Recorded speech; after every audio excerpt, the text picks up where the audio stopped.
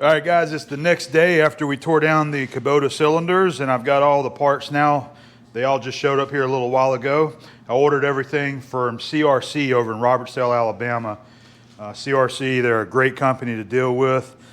You can find them on Instagram as well under CRC Distribution.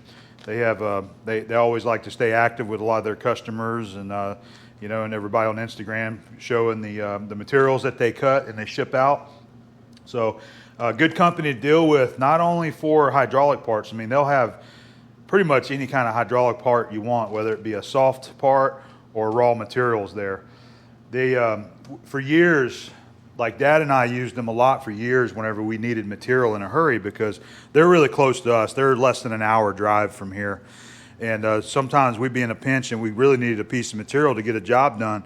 Well, we would use something that they would sell over there, whether it be a piece of tubing or a piece of rod stock like this right here, or even a piece of ductile iron or aluminum. They stock all of your materials that you would need to manufacture hydraulic components there.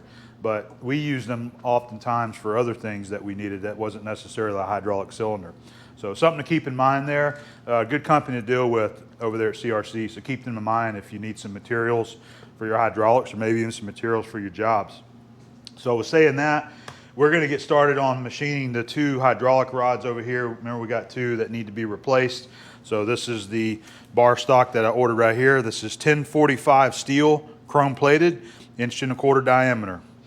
All right, and then we've got all of our seals, all of the soft parts right here. This is the wiper, that's the rod seal there, and we've got piston seals right here, and we've got O-rings and backups there as well. I really like how they label these, put them in these bags here, and they have the part number there and then the description as well. That's really nice. They just, really nice professional job is what I'm getting at. So I went ahead and I wanted to be sure that I got the right parts there. So I went ahead and installed one of the rod seals and one of the wipers, and of course the O-rings there as well. So they are right. By the way, the seals and the wipers are the same for both glands there. It's just the OD of this gland is larger than that one there. So you got different size O-rings on it. So there we go. We're going to go ahead and start machining the rods now. I decided I want to use my Metal Devil saw to cut these rod eyes off here. It should work pretty good. Less chance of tearing up a bandsaw blade, cutting through this. This is a carbide tip blade right here, and I've had this one on here for quite a while. So it's been through a lot of cuts, and if it ends up messing the teeth up, no big deal, because it needs to be swapped out anyway. But it still cuts good. So we're going to use that. By the way, I want to point out, I've got the rod lengths written down on these eyes right here.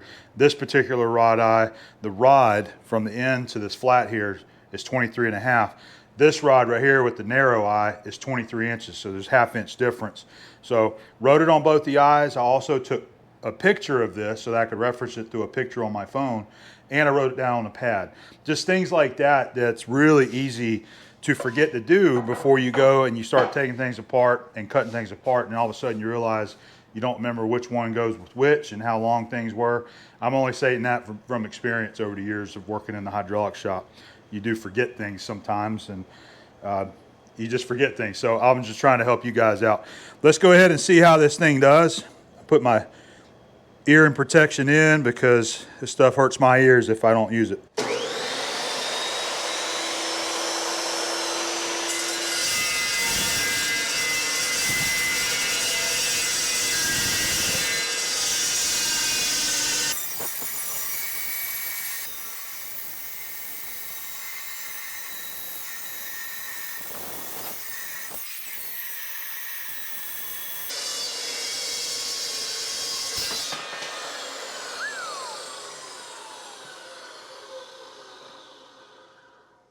Caught it that last little bit. Right as it was coming off, it just touched the blade there. But that's it right there. We'll be able to take this guy and set it up in the mill and go ahead and dress that off, and then be able to drill and tap it. That way we'll put a little threaded stud in there.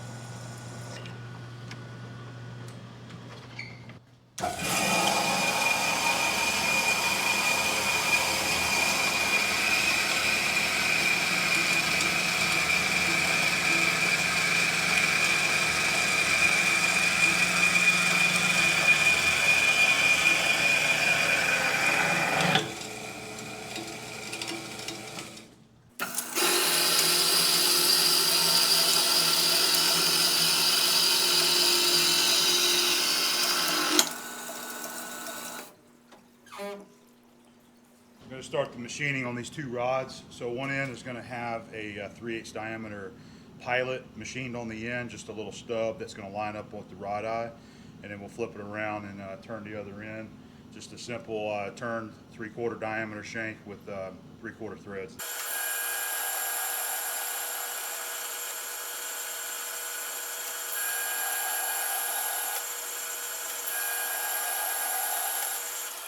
I just get it down there kind of close to where I know I got a little bit left to turn off. I do. Let's see, we wanted a 1/4 inch. So I'm just making 4 passes, 16th depth to bring me to the 1/4 inch depth that I want. We set a 0 here, and then once we get this one, we'll just turn the OD.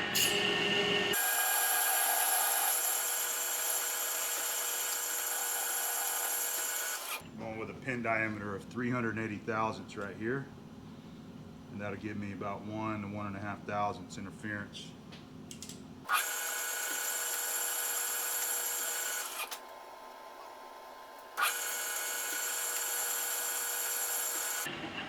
Should be right around 380 on the calipers. This isn't very critical, that's why I'm using calipers here.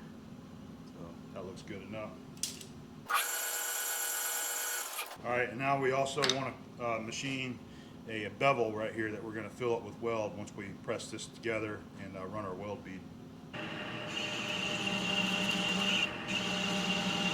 This most likely is not, I'm not going to be able to machine this whole thing at once because of the rigidity of the machine. It's going to try to chatter. So if that's the case, I'll just stop and move the compound and actually use the compound to do the cutting there, but after I do the threading on the other end. Yeah, you can see that. So that's what I'm talking about. So that's not bad there, but I want to bring it down closer. So I'll finish out these weld preps at the end of the job there. That way I don't have to, I keep my compound set where I want it, including the tool post nice and square for all my threading ops.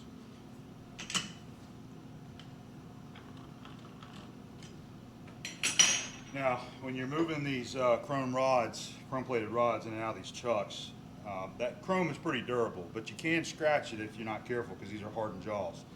The main thing is you just want to be real gentle with it and don't bang it around and don't put any pressure on it. I usually try to put my hand there to kind of relieve some of the weight of the rod as I slide it out, but look there, I don't see any scratches or anything on that. You can use a good tape measure to measure the lengths of these things. It's going to be plenty accurate enough for what these things are. And so I just use a good tape measure. Good meaning it's in good condition. It's not tore up and been dropped from the roof a bunch of times. So I always cut them an 1/8 inch long, and using the tape measure right there tells me, just using a tape measurement, that I've got a 1/16 to face off that end right there to bring this to the 23.5 inch mark that I want. So once we chuck it up, I'll just face the 1/16 off the end, and it's going to be within 10-15 thousandths of an actual measurement if you was to measure it with, say, like a pair of calipers or something.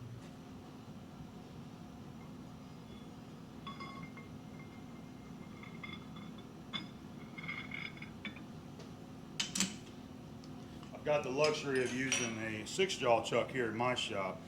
This is work that I always did in a 4-jaw chuck because the normal standard 3-jaw chucks, you just can't seem to get enough gripping power with this slippery chrome rod. I just tried it too many times and know from experience that if you try to make a heavy cut on chrome plated material in a 3-jaw self-centering chuck, the rod is going to be pushing back as you're turning it. So I always used a 4-jaw chuck because I could get plenty of pressure on the rod there to hold it, and never had a problem after that. Smooth jaw, chuck jaw should I say, not the real heavy, deep serrated jaws that bite into the material. Most of your factory 4-jaws that come on these lathes have a smooth jaw so it doesn't bite in and mar up the material there. But the 6-jaw should provide plenty of holding power to turn this without pushing that rod back into it.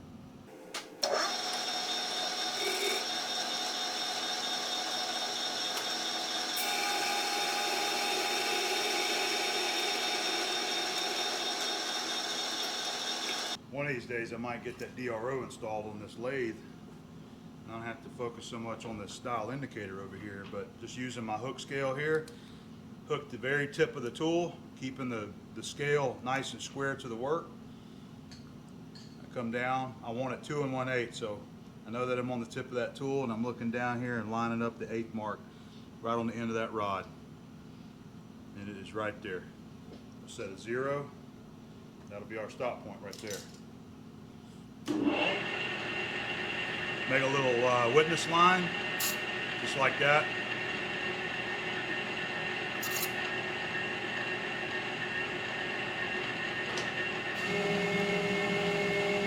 And just take an 1/8 inch of pass, 10,000 feet rate. That's a good cut right there. You're moving some metal and you'll get it turned out pretty fast like that right there.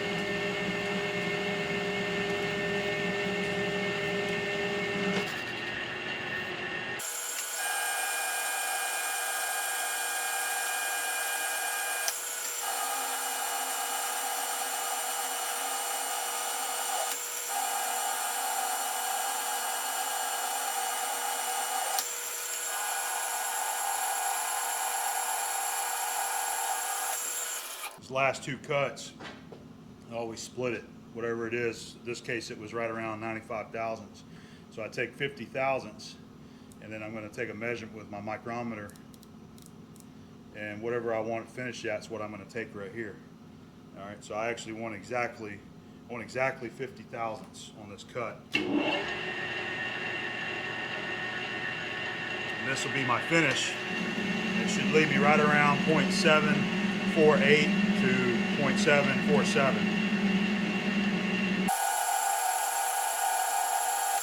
So a 5 thou cleanup pass on the face here. Just getting the chips off the rod there. Do a measurement with the mic. And I'm exactly 747.5 right there. Nice. It's right where we want it. So now all we got to do is chamfer it. We'll have to put a chamfer here for our seals so that you can get the wiper up on there, and then we'll do our threading. I'm going to use this. This is the MCK&R tool. I'm using the CMG insert, using the 100-degree side of the insert, and I'm going to use this to machine the chamfer or bevel on here that you need so that the rod wiper and the seal easily slides up on that rod. And usually you can come in there, you can kind of get in there quick and pull out. It won't chatter on you. My lathe tries to chatter, so we're about there, but I need a little bit more than that, so I'm just going to slow it down.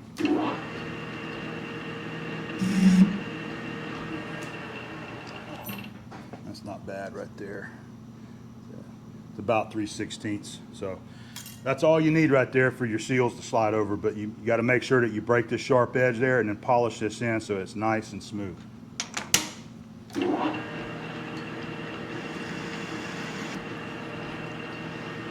Break that corner. Just get rid of that sharp edge there.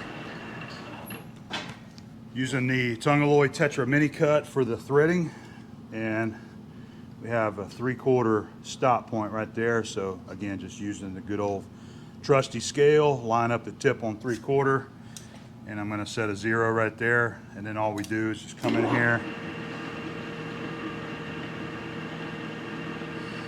just make me a little witness mark like that, but I'll do you one even better. Let me show you. Take a marker, just paint you a line right there. This is not a real critical thing. This is a witness mark is all it is. All right? So that's a visual mark when I'm threading. That's when I back out. Cutting a 16 pitch, so we want C, D, and 1. We're in. Let's do a scratch pass.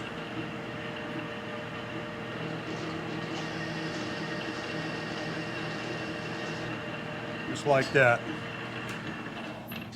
Always verify it. So we're going to use our pitch gauge here to make sure that we're on 16, and we are. We're good. We are ready to thread.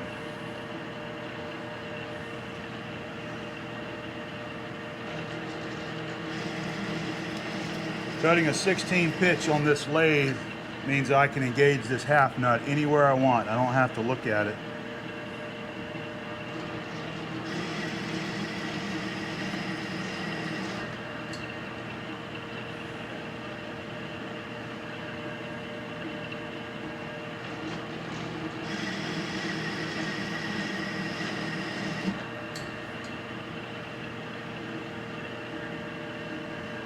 This right here is going to get us really close to the depth.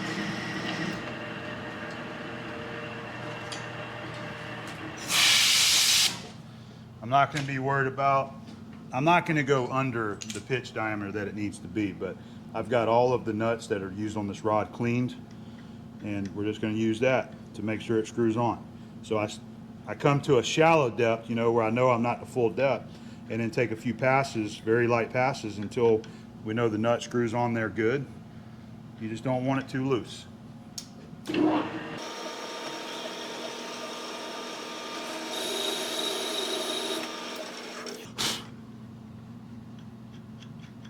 that right there?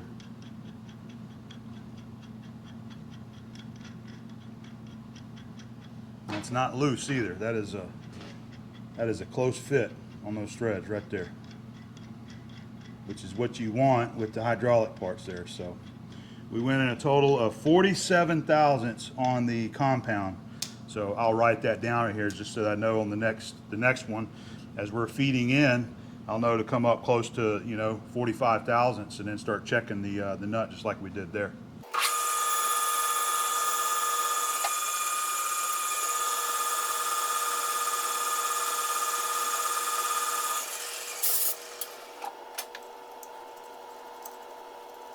All right, there we go. That one's done, other than finishing out the weld bevel on the other side. We'll do that after we turn and thread the second rod.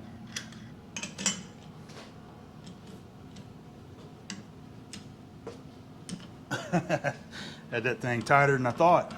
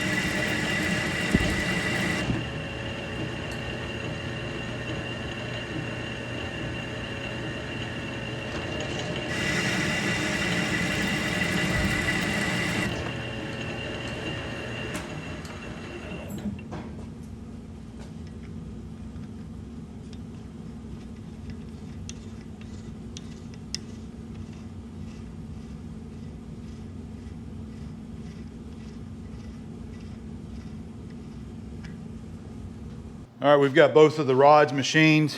I've got them both marked A and B, so I know which rod eye goes with which rod, because we were a ½ inch difference on there. But there's the finished machine prep there. What we're going to do is that we're going to go to the dake press, and I'll actually want to press those together using that. There's another shot at the threaded rod end right there. Okay. I'm going to be using the dake press. This is the hydraulic dake press that I have. I'm going to use it because I just have a little bit better control over the pressure that I'm applying right here. So I've got the press plate with a 3/4 hole drilled in it. That'll allow us to take this rod and just set it right down in this hole. All right, everything should be nice and square. It's sitting flat, and then we should have just enough room. I got the ram all the way up. So I've verified it too, A and A. I measured it. This is supposed to be on the 23-inch rod. So there's been plenty of times where I've made mistakes and did not do this kind of stuff, and found out that I did you know, I put the wrong length rod with the different eye, you know, things like that. So I'm just trying to help some of you other guys that's watching this, things to be aware of whenever you are doing something similar to this right here.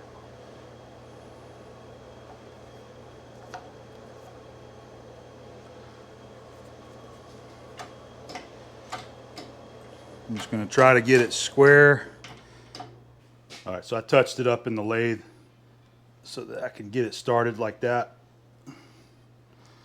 So there's not very far to press it now. It should. Everything is right at the max here. All right, that should press. There we go. There it is.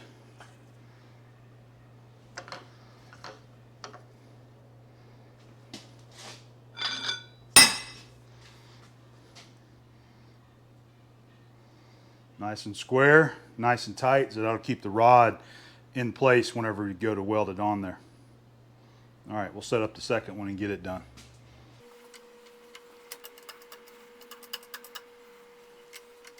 Okay, we're getting the rod set up, getting ready to start welding. I am going to be using the AC Precision welding positioner to rotate these whenever I'm welding it. I'm also going to be using the old school Miller 330 ABP. I'm going to be doing stick welding on this. I'm going to be running some 3/32 7018 rods. We should be ready to go. I got everything kind of set up in position. We got a foot pedal down there. Oh, and I wanted to show you this too. I'm using the Weld Aid Weld Clean 350. This is anti-spatter. So I have sprayed this on the rod eye down in the hole, and of course on the chrome there as well. And you can see we're using the cardboard tube that it came in. This will help protect the rod, you know, from this area on back from any kind of weld spatter that gets on there.